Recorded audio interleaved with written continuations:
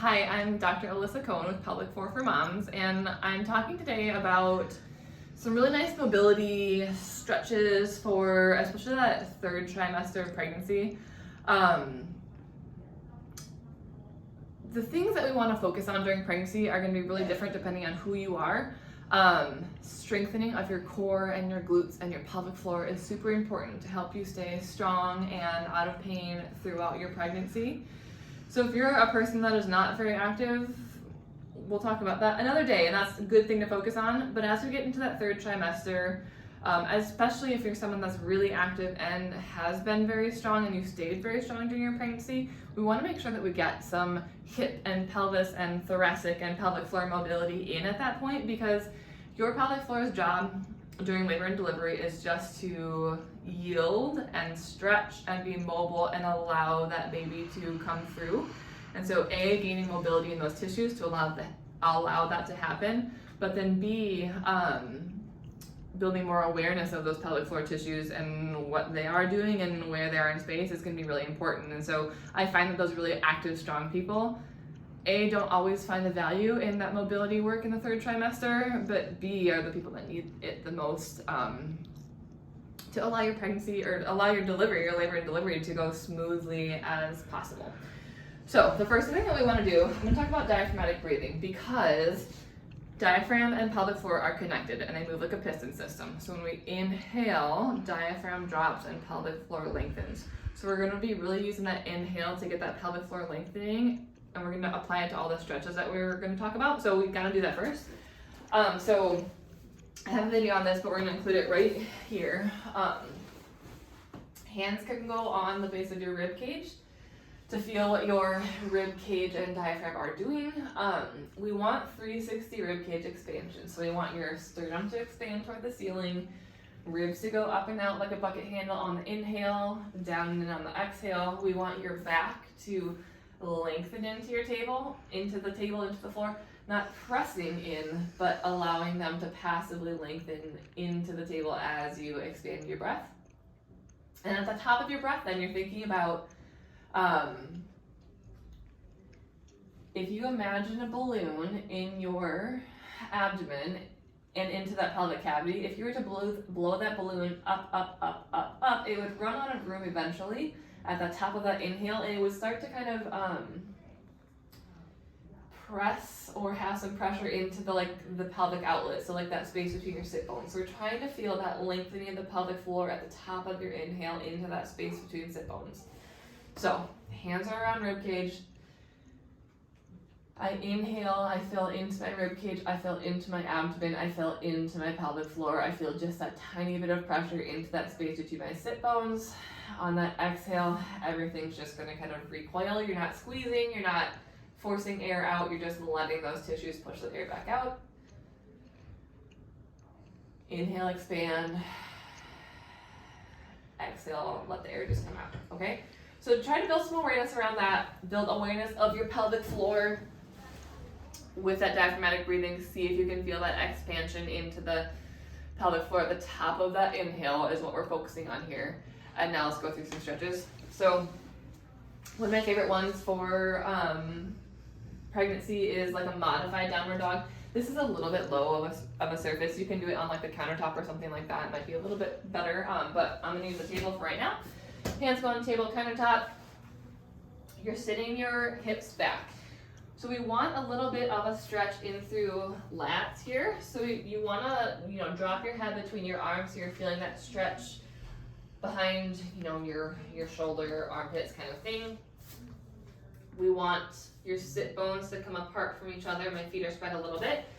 And then we're gonna use that breathing. So you inhale into that space between sit bones, try to allow that to lengthen on the inhale, and then as the exhale, just relax.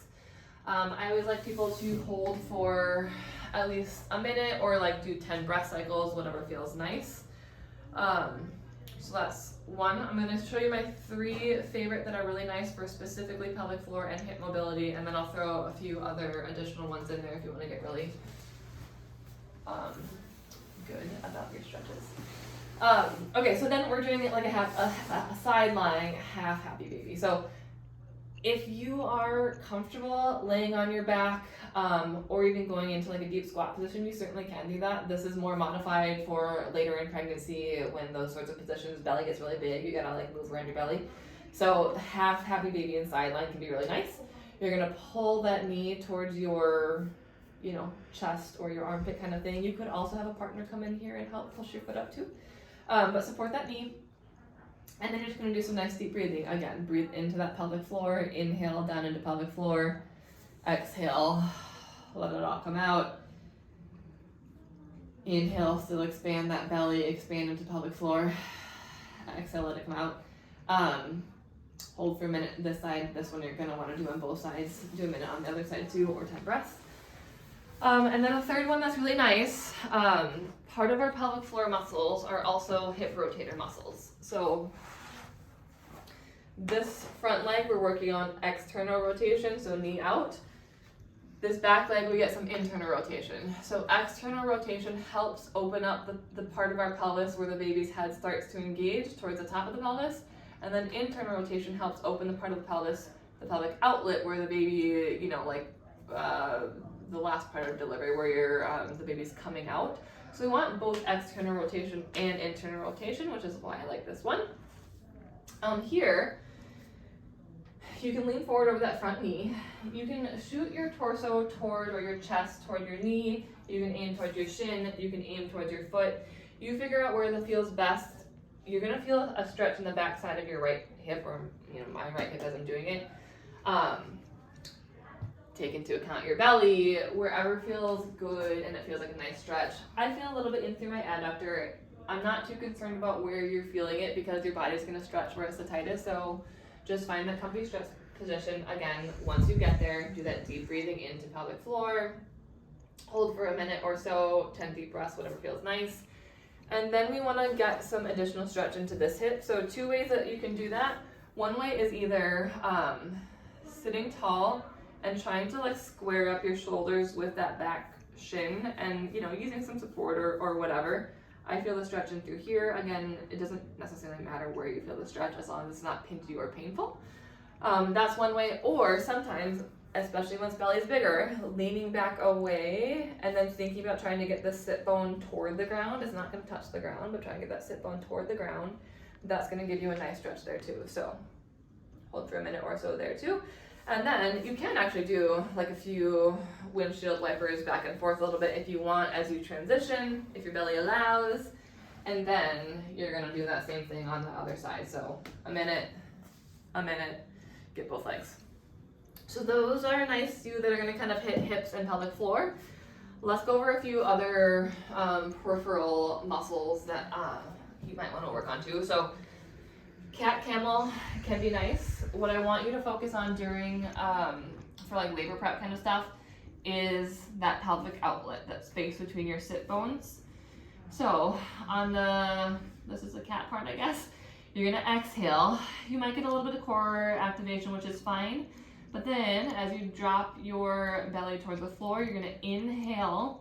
I want you to inhale into that space between your sit bones, let that pelvic floor lengthen, fill up in that space between sit bones. Exhale, engage a little bit.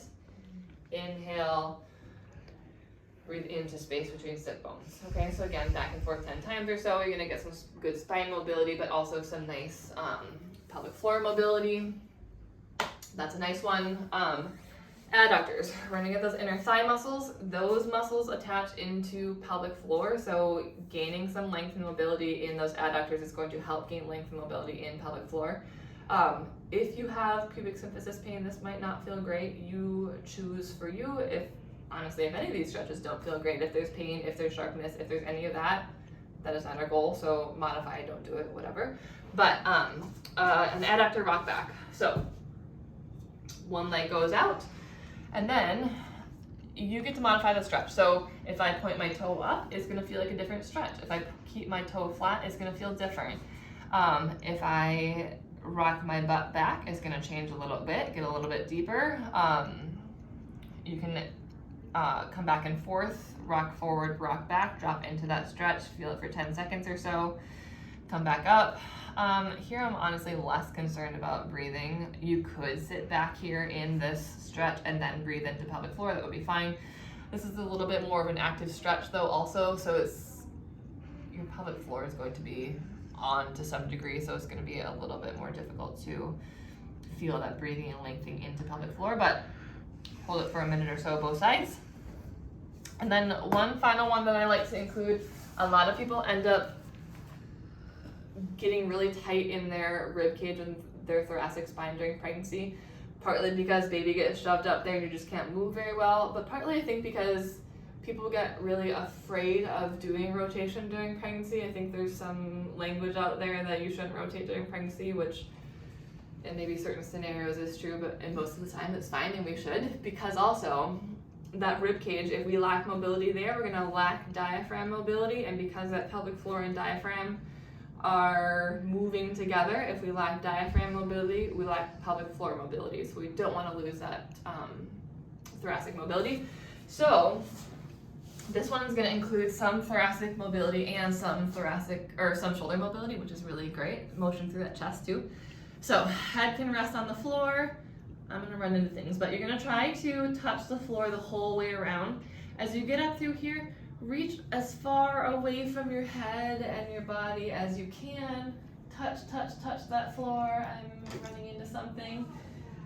Keep touching all the way around until we get into that T position. In that T now, you're gonna do some deep breathing. So inhale into that side body. If you want to put your hand through here for just awareness, you can. And as you exhale, you can also use your hand to help pull you a little bit deeper. Inhale, lengthen. Exhale, sink deeper. So what I usually end up doing is have people like hold for 3 breaths here, do the, sink deeper each breath. After 3, you're going to sweep that hand back around, touch the floor, come back into that hands together position. You can reach past a little bit just to kind of undo that a little bit, come back to neutral, and then go again. The other thing to note here too is once you're here, we don't want those hips to come with. So your knees and hips need to stay stacked. If that's hard, you might even like throw like a foam roller or a pillow or a foam or a yoga block there. Squeeze that a little bit to keep this nice and stacked up. Of course, so you're gonna do 3 rounds of that with 3 breath holds. Do it on both sides. So that's a nice rounded pelvic floor pregnancy mobility that is going to help prepare your body for labor and delivery. Pick a few, do them all. I also think those really active people get concerned during that 3rd trimester of like, I still have to work out and do all these things. If you stay strong during your pregnancy, you're not going to lose a ton of muscle strength during that 3rd trimester, especially if you switch your focus to mobility work. So don't worry, you'll be fine. You'll be great.